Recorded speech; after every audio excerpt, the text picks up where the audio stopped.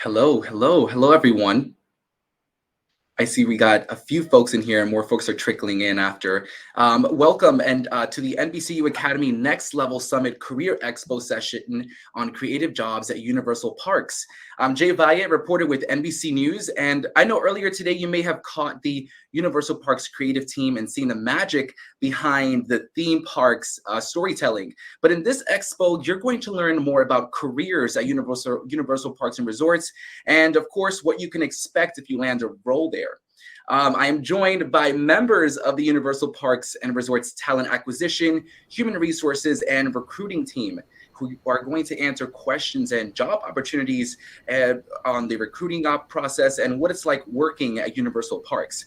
I'm really excited about this because I myself am a big Universal Parks fan. I'm a fan of the Harry Potter world and even just what goes into those and landing an actual job there creatively. So I want to make it clear that this is going to be a very interactive session. And by that, I mean, we're going to have an interactive chat. All right. So we want to make this I'm going to explain two ways actually on how you can ask your questions. One way is to drop your question in the chat tab on screen, or if you want to join us on camera, yes, you could join us on camera. To ask your questions directly to these lovely panelists, you can also do that by clicking the share audio camera button. So I'll be able to call your name, you'll ask your question, and you'll get your answer live.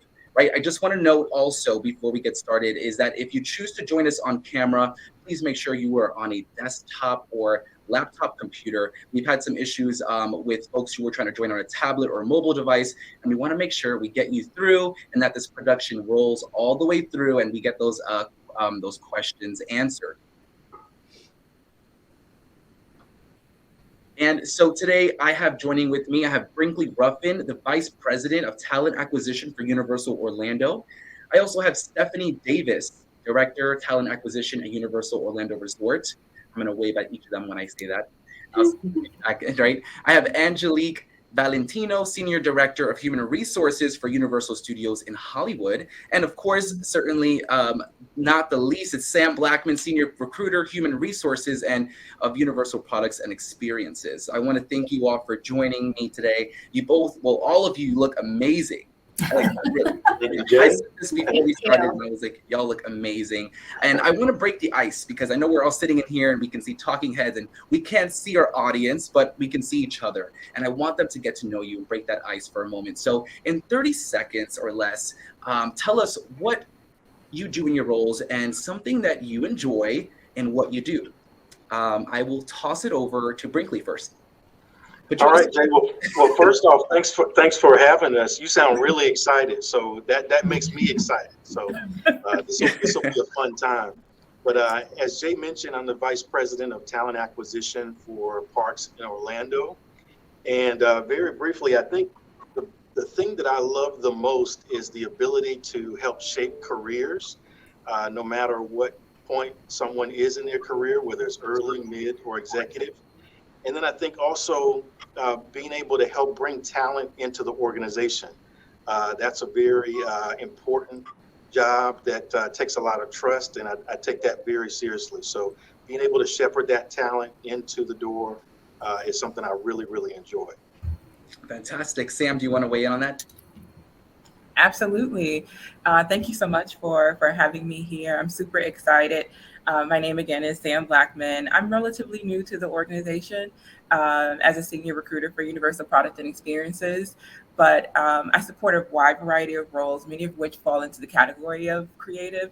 One thing that I really love about recruiting at NBC Universal, at Universal Product and Experiences, is the visibility that you have to creatives and the creative space. But I also enjoy connecting candidates, applicants with roles that are the intersection between what they really love and have a passion for, and also what they're really good at. And I also enjoy participating and advancing diversity, equity, and inclusion initiatives. So super excited to be here. Oh, thank you. We're excited to have you. Stephanie? Yes, hi, I am Stephanie Davis, and I am the Director of Talent Acquisition here at Universal Orlando Resort.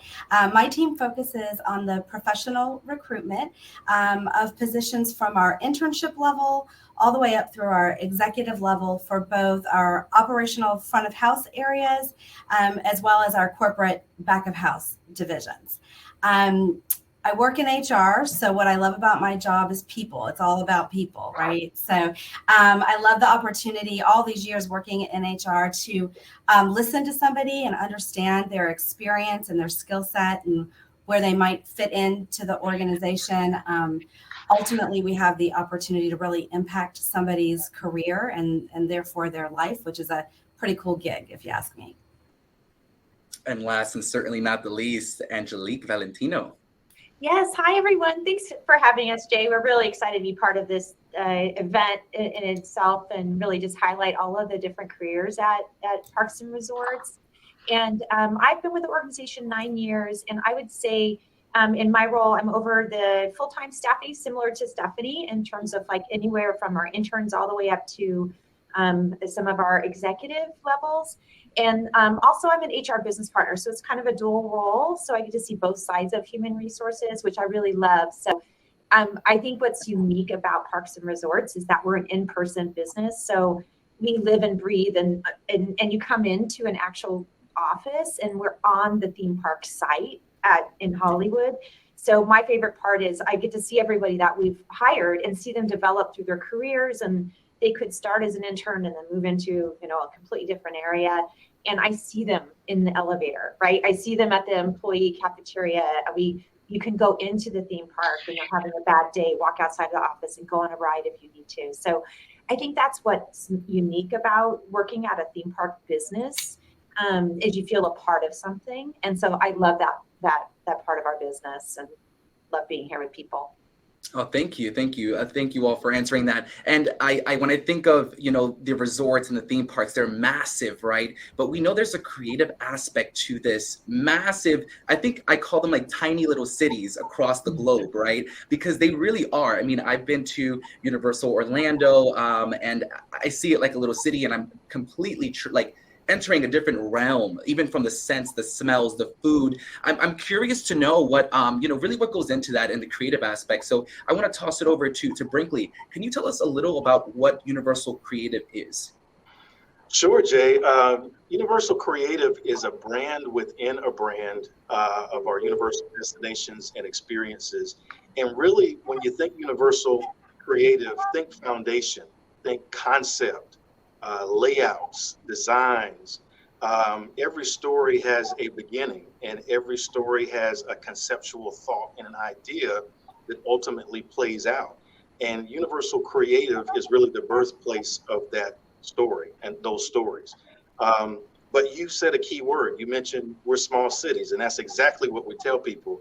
The jobs that we have range anywhere from health services to legal to marketing to certainly front of house team members that you see in the park. But Universal Creative really starts that journey, and then in terms of the storytelling, and then certainly when you come to the parks, you're immersed into what that story has been, with that development of that story. Totally. Well, thank you for that. And we have a question here. Again, I want to make this interactive, so we will have a little bit of our pauses here to break the ice even more as we go along this conversation. The question is from Garrett Lucier and says, what type of skills does Universal Creative look for? I want to toss to Sam to maybe weigh in on this. Yeah, I would say for Universal Product and Experiences, and probably for a lot of roles that fall under the larger parks umbrella, we're looking for a wide skill set. I think that sometimes you think Universal Parks and Resorts and you think a specialized skill set, but really a multitude of backgrounds can fit really well within our organization, whether that is communications, graphic design, engineering. All of those have a place within our organization. It just depends on, what your passion is, what your background is, and then looking for that opportunity. I would say the best way to determine if your skill set aligns with opportunities that we have in our parks organization, join our talent community so that you can be up to date on what our opportunities are. 2, connect with recruiters like myself on LinkedIn and other social media platforms so that we can help inform you. We also post about the opportunities that we're recruiting for. And then I would say also make sure that you are also looking at the recommendations that recruiters post so that it can help you navigate what opportunities best align with your background. So wow, well said. I'm actually going to take a little note there, okay? Because a lot of this I feel sometimes can be gatekept from different groups, right? How do we get in? How do we get our foot in? I actually want to toss over to a question. You see, this is already sparking curiosity. We're going to have someone join us on camera in a second to answer a question, and we'll be able to answer that live. I'll give them a moment to bring that person up.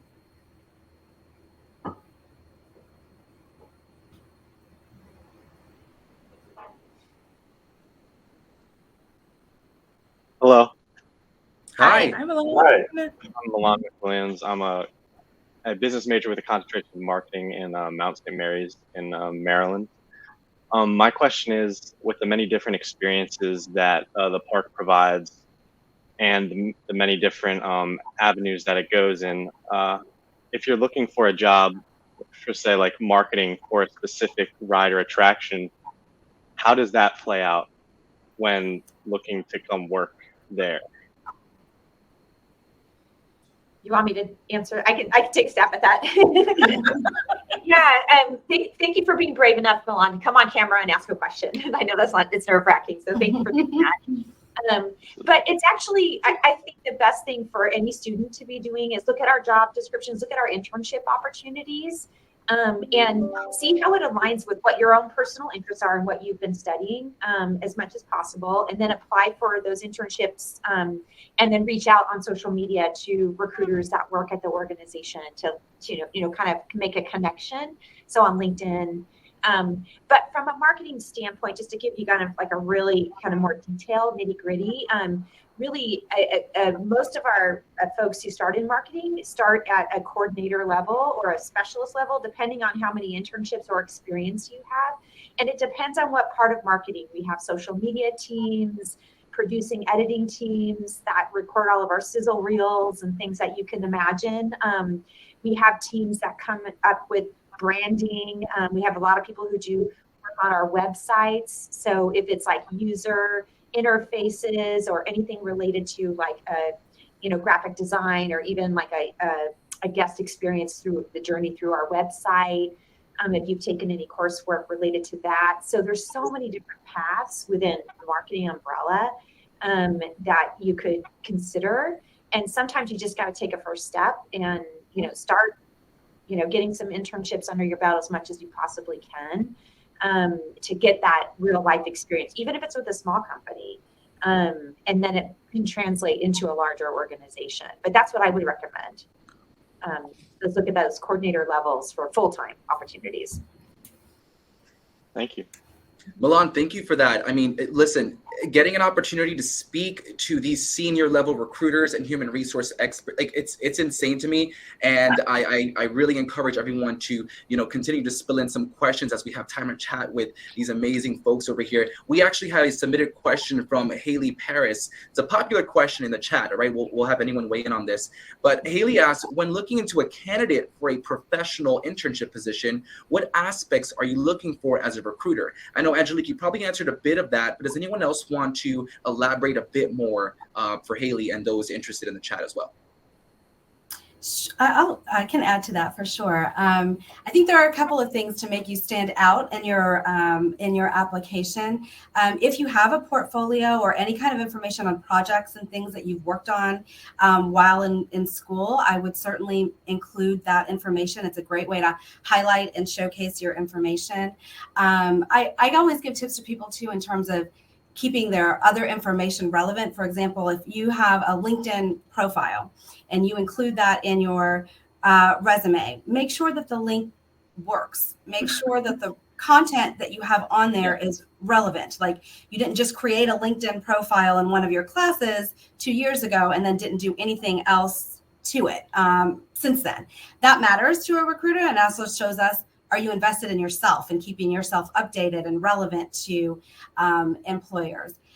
Showcase your volunteer opportunities. There's a lot of things that you can do volunteering that provide skills and get you connections to all kinds of different organizations. And so that's certainly something that we can look at as well. And highlight any projects that you have done. Sometimes that I started as an intern myself.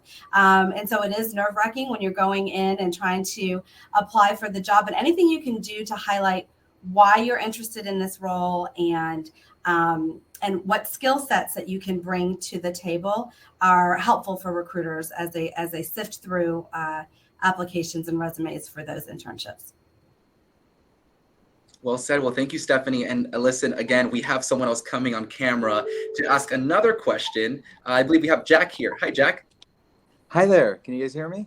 Yes. Yes. Gotcha. Awesome. Yeah. Thank you so much for being here today, guys. I would just like to ask, in terms of the creative side of the company, I'm focused in things like show writing and creative direction, storytelling, of course, as the whole theme of today.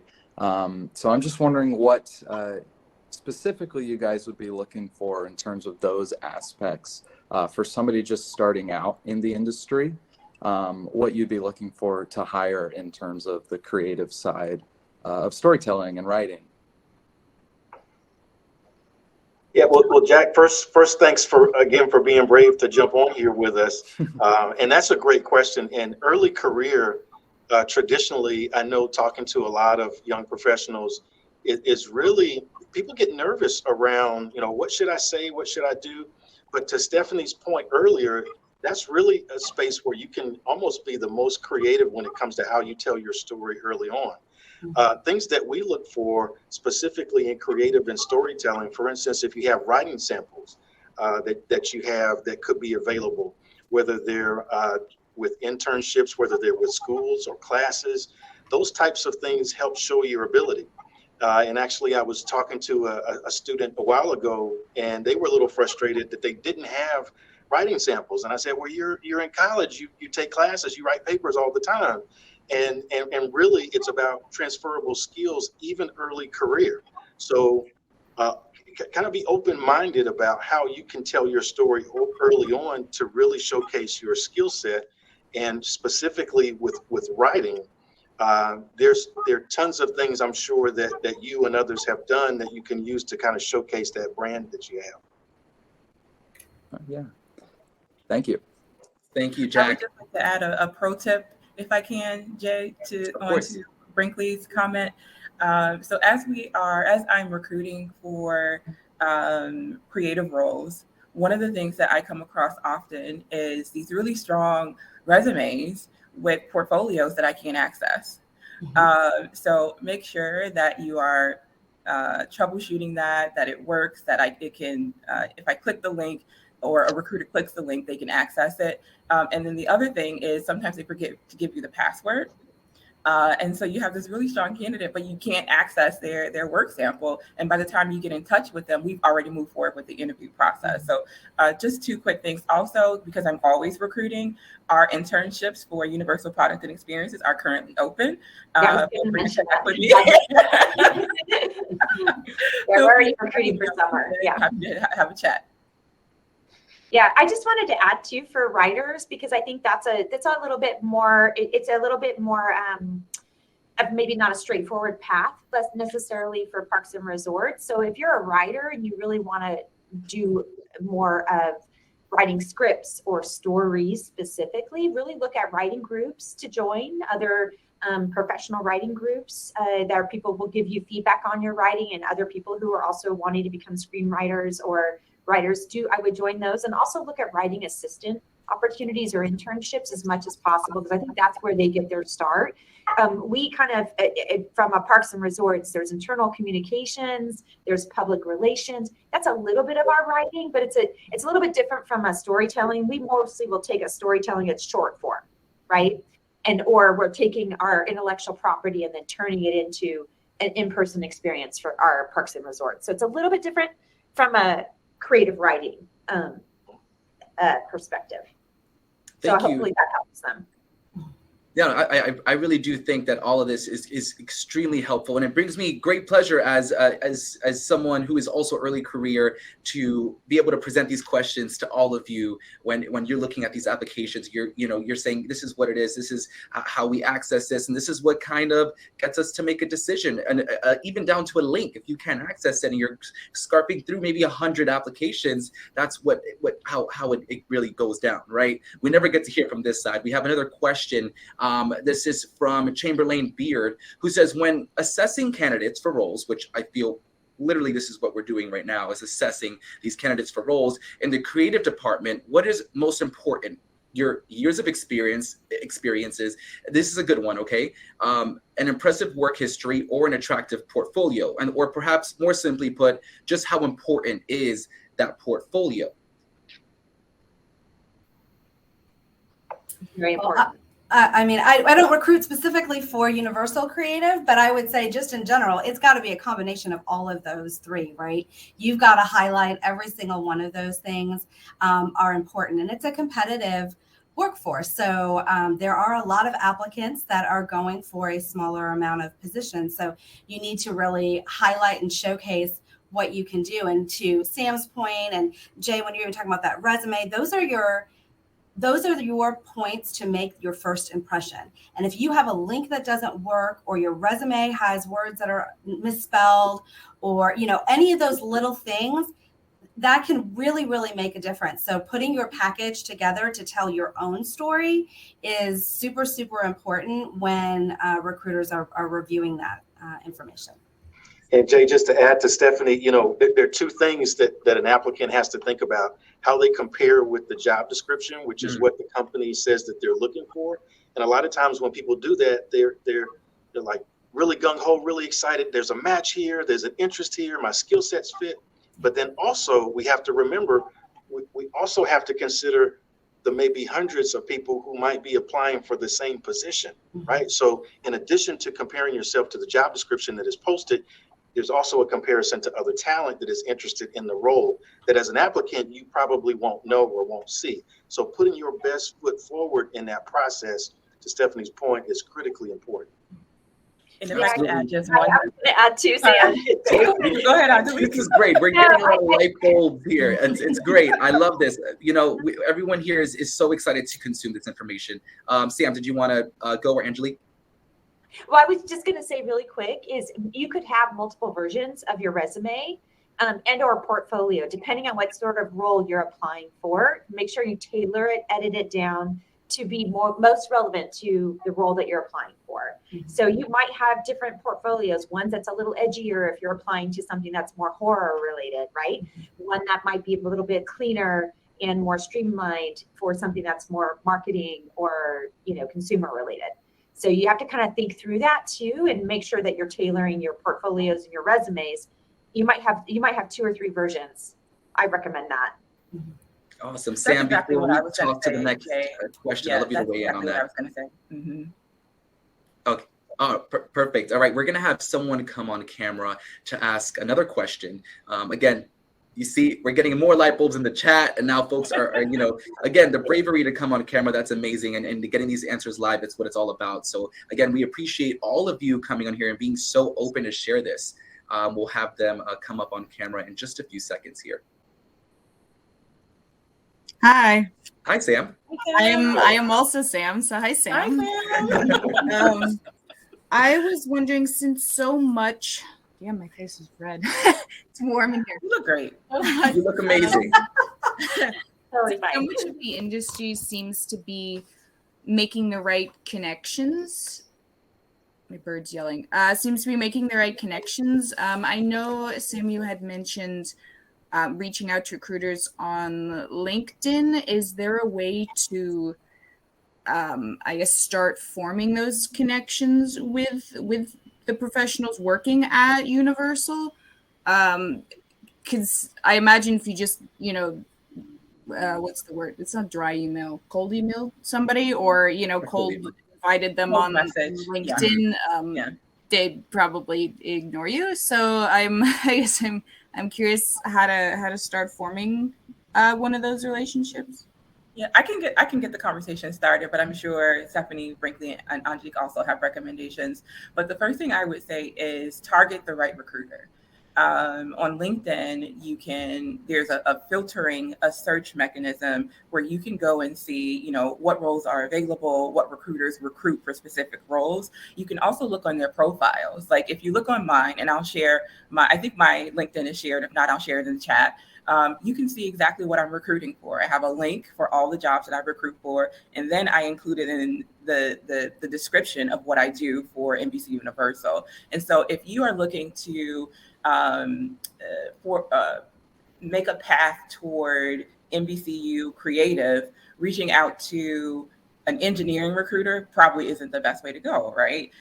So that's the first thing that I would say. The second thing is engage. So if there is a recruiter or a hiring manager that is in the space that you want to work, comment on their posts, like their posts, reshare their posts so that they can get to know you, get familiar with you. And so that way you're forming those connections. And what I would also say is you're doing it right now. You're on a live program, brave enough to come on here. And so if I ever see you again or your resume, I'm going to remember you, right? And so taking opportunities like these is essential in forming those relationships. And another thing I would add to that too is taking advantage of whatever resources your school has. I think colleges provide excellent resources and connections for students to be able to talk about careers. They can bring in guest speakers, or they have a career center that can help connect you with people in the field as well. So I think it's like a hidden gem that a lot of students don't necessarily go and take full advantage of those connections that the career resources centers at schools can provide as well. Yeah, look for alumni that work at organizations that you're interested in, Sam, through your career center at your school. I think they're invaluable. Sometimes they can help connect you with a recruiter at a company that you're interested in as well. Okay, I graduated actually a couple years ago, so I don't know if they'll let me into the career center anymore. But they may not. But most schools have a really good alumni program as well, and sometimes their alumni programs will have career connectors as well. Thank you, Sam.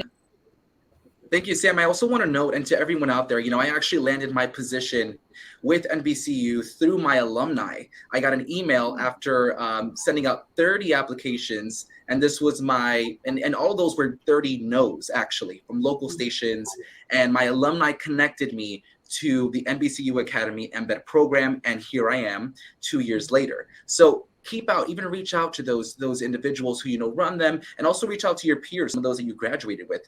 I want to go onto another question here about remote roles for the parks, or if the department will be open to having remote work available. We live in we live in hybrid times. I'd say that hybrid workspaces. Are those available, or what's that looking like? I think there's a combination of all types of roles available. I mean, in all honesty, we are a theme park. For the parks and resorts, we're a 365-day operation that do lean heavily towards sometimes having to be on site. And I think we align with NBC in terms of the thought that in-person collaboration is key to being successful. Having said that, we certainly promote flexibility in there, and there is hybrid options to be able to work typically 2-3 days in the office and then a couple of days remotely.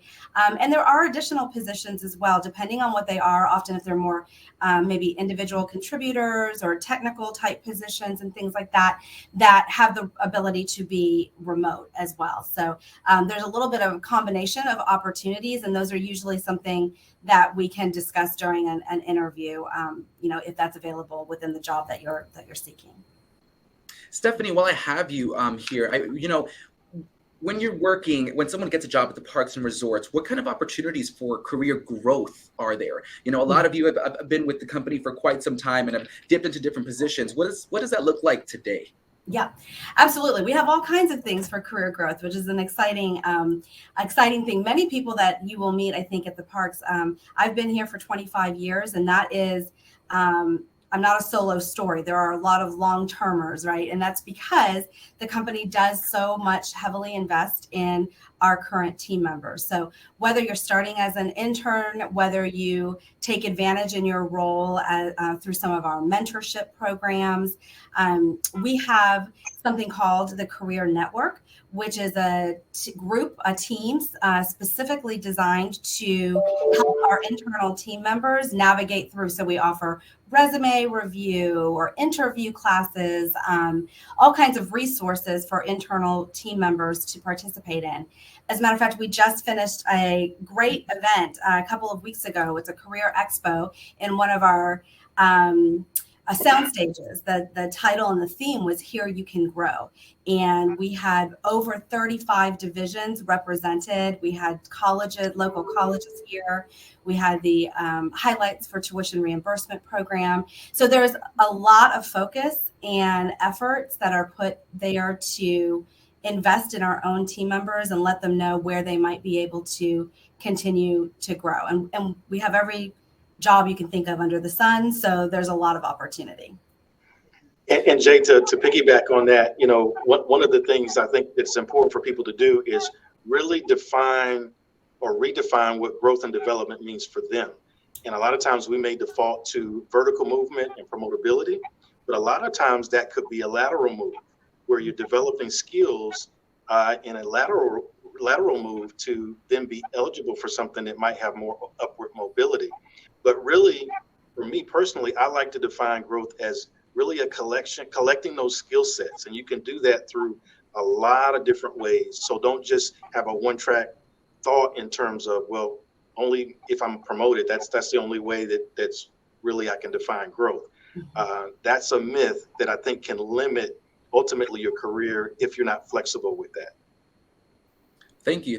And you know, there certainly are some professional development benefits, right, of being part of a team that allows you to grow within those realms. And Angelique, I was wondering if you could kind of talk to, you know, I think all of us reach a certain point in our career where we want to pivot, right? Make a significant pivot, you know, lateral. We mentioned lateral pivots. We mentioned different directions. So what are some jobs you should look into or someone should look into when they're looking to make that pivot, you know, whether if it's a job that'll give them set skills to make that pivot smoothly, or, you know, those, again, when I say pivot, it could even be a very non-smooth pivot.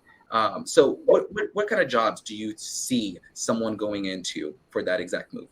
Yeah, it's so interesting. I went through that myself. I used to be a family therapist and a social worker before I even went into human resources. And I actually started as a temp because I wasn't quite sure how to get my foot in the door in a new industry.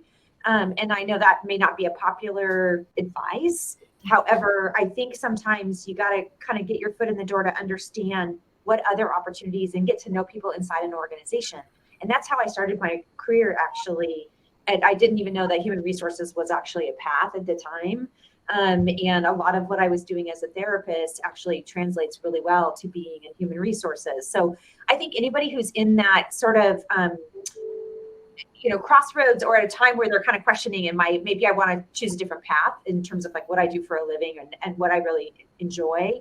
I think sometimes you have to take a horizontal move, as Brinkley said. So if you're in finance and you're really, it's not, you know, enjoyable for you anymore, you really want to try something different, you have a lot of skills that you can translate over into another role. It could be a project management. It could be, you know, workforce planning and analysis. There's a lot of skills that are translate. So look at the skills that you do have, whether it's analysis or analytics or putting plans together or writing, and look at what other types of careers would I think, take advantage and emphasize and the skills, the same skills. And that's what is probably the easiest way to do it. And then again, networking, talking to people, going to professional organization, networking sessions, mixers, to kind of talk to people about what they do and how did they get to where they're doing and how did they, you know, find the role that they're in. And then, you know, just honestly putting yourself out there does a lot to help you understand what if other avenues might be out there for you. Yeah, I also want to stress of networking. Networking is something that a lot of leaders in NBC Universal have basically almost really imprinted this in my brain. Okay, networking is essential, and those of you who are sitting here right now watching, you're actually networking right now. Okay, so Sam met another Sam, right? You'll remember that application. That's networking. You coming on camera, you asking a question, being interactive, and attending the Next Level Summit is a step to networking. And I certainly want to bring another person on camera to get a moment to ask another question.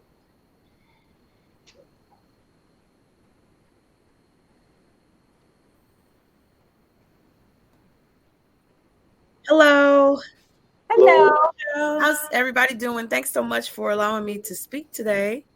I'm a mid-level career. I really relate to Angelique's answer to that previous question. I am a speech and language pathologist, and I'm transitioning into doing film and television. I have started to kind of get my feet wet in both areas. Like, speech and language pathology is my full-time career. But I was fortunate enough to have some experiences, and I currently work part-time for a production company. Amazing opportunity. But I'm trying to just get to that level to where I'm fully into television and film. So what advice do you have for us mid-career people who want to make that transition? I have one. I'll get the conversation started. I'm sure our resident experts here will have additional. But one thing that I typically recommend is doing career mapping. So the first step is looking at what your skill set is currently, and then really determining where you want to be in the future. Like looking for that role, determining what the skill set is needed for that role, and what's the difference between the two. What skills do you need to cultivate to get to that next level? And then looking for opportunities to find that experience, whether that is in your career in speech pathology or in your part-time role at the production company. And then when there's an opportunity to volunteer for a project or to work with another team that helps you get that skill set that takes you to that next level or closer to that role that you're looking to transition into, be the first person to raise your hand. That sounds great. Yeah. And just to add to that, it sounds like you've got some connections based on your part-time roles. So my best advice also would be find mentors, and mentors plural. People who either are on the path that you want to be on or in the roles maybe that you want to be in, or at least a step closer than maybe you are. Just connect with those people, build those relationships, and have mentors to help you kind of navigate that as well. I would not personally be here if it weren't for several mentors that I've had throughout my career. So any chance I get to do the same for others, I try to. But I'm still, regardless of my stage and age and phase of life, I'm still looking for mentors for me personally. So that development piece never stops. So I would also suggest that for you. Great. Thank you so much. Thank you for coming on. Brave. Yeah, certainly. I mean, I feel like Brinkley, you mentioned the mentors, and I have like 4 mentors right now actually, and each of those have been as part of my board. I make it like a board, Exactly. Board of advocates and sponsors, and that's what I've been taught through my professional development through NBCU Academy. So when you're hearing these words of advice, I'm talking to the audience now, really absorb this, take it in, and build your board of your sponsors and advocates, those who will step in for you, because your network is so, it's essential, right? Brinkley, I want to ask, in terms of growth in the parks and resorts, like what are we going to see in the next 5 to 10 years and in what areas? Yeah, well, that's a sneaky question, Jay. I tell you, because there are a lot of things I could say, but certainly we know that Epic is on the horizon, so we're super excited about that. Also, expansions in other states domestically, and certainly we have parks around the world as well. So when we talk about jobs and more importantly careers, and then we lay it on the landscape that I just mentioned geographically, when we talk growth, it's going to be exponential. The opportunities that will be there, both from a professional side, from an operational standpoint, there's so much, literally, when we say growth, so many opportunities. Now, one can face those as either challenges or, as I mentioned, opportunities. And how do we prepare ourselves trying to get into that market of themed entertainment? How do we prepare ourselves to be a part of that growth? And I would say that the landscape is there. The opportunities will be there. It's really just a matter of honing in on those skill sets and building your credentials and networking, mentors, things of that nature. But in terms of the growth in the next 3 to 5 years, I would just say keep watching, because it is happening as we speak. We almost got like a somewhat of an exclusive right now, right? I know. I like that. I like that answer. I really do. Stephanie, did you want to weigh in on something? Sorry, I saw your camera light up. Oh no, I was just I couldn't agree more with all of it. I think we just rebranded, and you saw that we were Universal Parks and Resorts, and we are now Universal Destinations and Experiences, which broadens the scope of all of the different things that we can do. So not only do we have our resort destinations out there, but now we are expanding into the family theme park in Frisco, Texas, and an experience in Vegas. And so what is so exciting is there's so much going on right now, but there's also this element of we're really just kind of getting started. So there's going to be so much more. Yeah, we definitely. I can hear it, and y'all are being a little vague with it too. I like that. Okay, so I'm gonna be looking out for those roles too, because you never know where you end up. And we have a question from Israel Pacheco, who said, again, on the application topics that we've been discussing, would you all recommend we apply to as many roles as we are qualified for, or focus on only one or two that most interest us? But like we kind of answered this a little bit, but who wants to take a stab at that?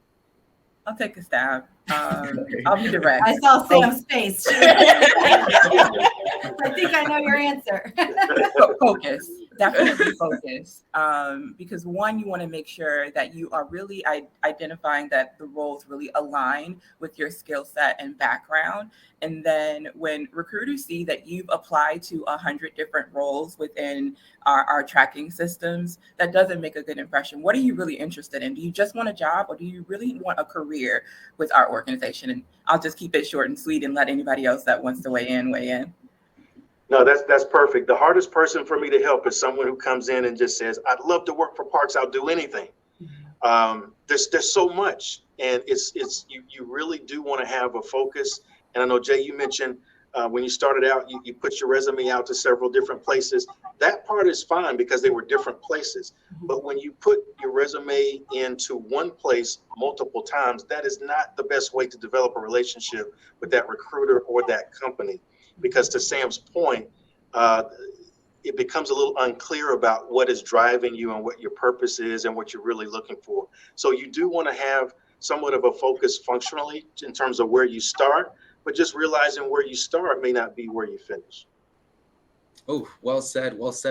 And I certainly feel like, especially early career, we kind of don't really know where we want to go, and then we get impatient. I was a very impatient, as you can see, someone who was seeking jobs. Right, it was post-pandemic. I had anxiety over it, and I feel like a lot of us in this, on this panel, and even those who are watching can, sympathize with that as well. I want to open this up for final thoughts from each and every one of you.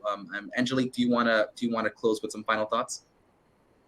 Yeah, I would say, depending on where somebody is and what they're really looking for, if they have an opportunity even to work seasonally at one of our theme parks, it's a great idea to look at what we do a lot internally. So even our seasonal theme park employees who might be just here for a summer, I can't tell you how many executives we have working for us that thought they were only going to be here for a summer. And now that they're working here and they're running our retail department or they're running our attractions department, because once you get in and you start to understand and know everybody at an organization, hopefully ours, there's internal opportunities. So we have a program where we, I think Stephanie alluded to it there in Orlando, but in Hollywood, we have the same. It's called job placement. So if you're working in our theme park, and let's say you're working and you're a ride operator, you can apply for roles that allow you to kind of take temporary assignments, like stretch assignments, to gain a skill, let's say in marketing or technology or in finance. So it's a way to kind of test out different positions and learn different departments and get your foot in the door and start a career that you might not know. So I think it's a great avenue for some people who may not have a really, really clear idea on what they want to do, but know that they enjoy working with people and with our intellectual properties. Thank you. And Stephanie, any final thoughts from you? I just really want to add and concur with that, because I think a lot of times when people are coming out of school, you have this thought like, I need to get this job or this level of a position, right?